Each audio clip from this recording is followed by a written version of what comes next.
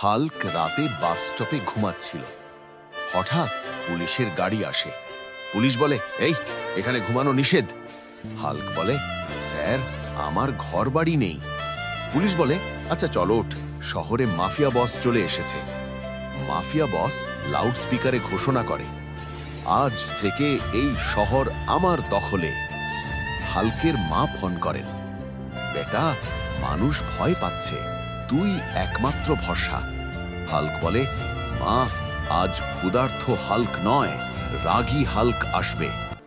Mafia বসের গার্ডরা হাল্কের উপর গুলি চালায়, কিন্তু হাল্ক হেসে বলে, এ তো মশার কামড়ের মতো লাগলো। মাফিয়া বস বলে, তুমি কে? হাল্ক বলে, আমি সে যে অ্যাড স্কিপ করি না আর শত্রুকেও ছাড়ি না। লড়তে লড়তে হাল্ক একটু দুর্বল হয়ে পড়ে। হাল্ক ক্যামেরার দিকে তাকিয়ে বলে, বন্ধুরা, হাল্ক যদি জিতে যায় তবে চ্যানেলটা সাবস্ক্রাইব করে দিও। তারপর হাল্ক জোরে গর্জন করে, রাস্তার একটা পোল তুলে মাফিয়া বসকে হারিয়ে দেয়। পুলিশ বলে, আজ হাল্ক শহরটাকে বাঁচিয়ে দিল। লোকজন হাততালি দেয়। হাল্ক বলে, মনে রেখো, গরিব হোক বা বড়লোক, সাহস থাকলে সবই সম্ভব।